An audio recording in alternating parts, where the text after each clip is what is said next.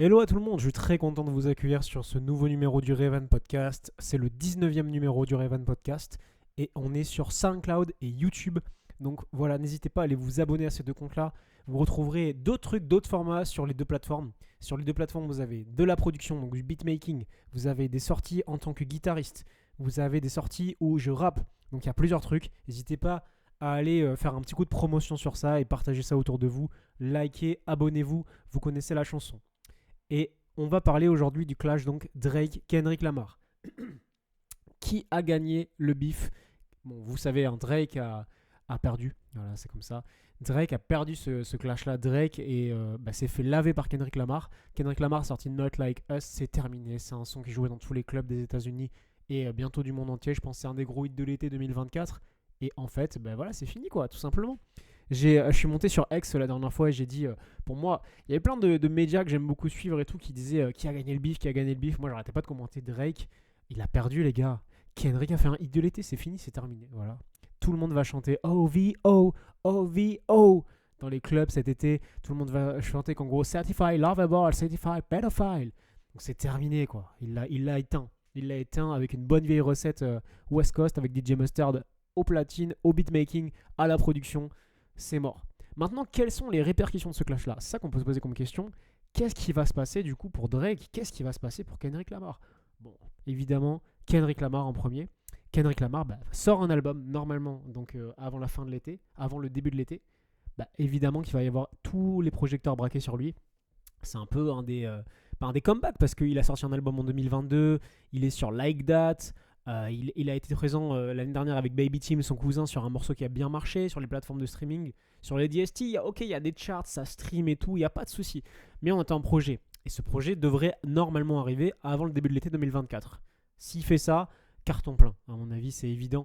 Est-ce qu'il nous fera comme une Dame il y a 7 ans? Ça fait 7 ans qu'il est sorti, c'est ça?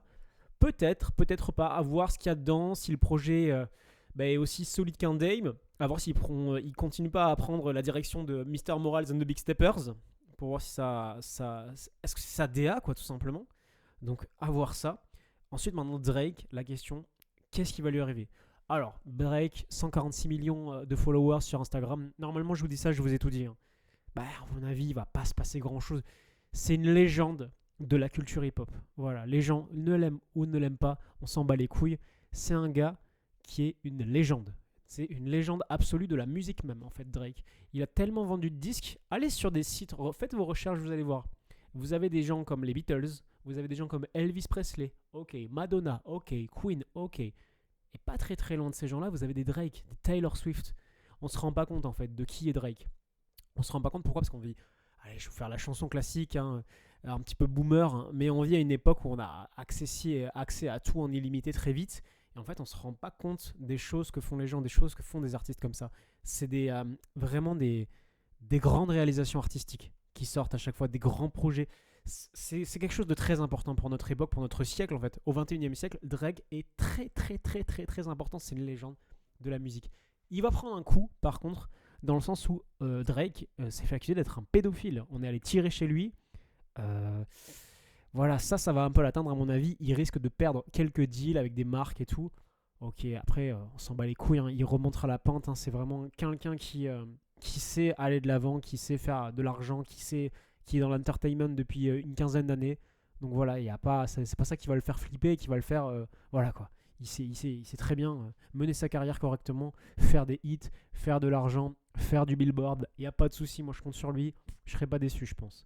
Maintenant, par contre, je pense que ça va un peu entacher son image. Qu'on dise que...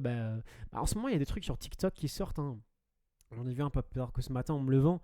Des interviews de Millie Bobby Brown et des streamers qui en fait réagissent à des vieilles interviews il y a 5-6 ans où Millie disait que Drake l'avait DM et tout.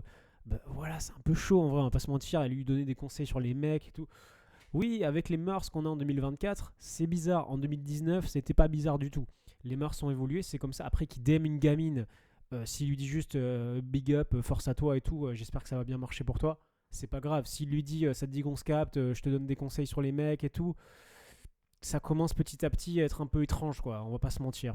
Donc à voir comment tout ça évolue. Je pense que Drake, je pense qu'il est en train d'écrire. Alors, je pense qu'il est en studio en ce moment. Je pense que cette histoire, ça l'a motivé à faire de l'argent, à faire des hits. Donc, j'ai hâte de voir comment ça va se passer. Pour moi, ce clash Kendrick Lamar Drake est terminé. Kendrick Lamar a gagné le clash. Depuis qu'il a drop Not Like Us, c'est terminé. C'est bon. Voilà. Kendrick est le grand gagnant. S'il sort un album carton plein, Drake a un peu une image entachée, mais reste toujours une légende de la musique absolue, ça bouge pas pour moi. Voilà, j'espère que cet épisode vous a plu. On se voit demain pour un nouveau numéro. Peace.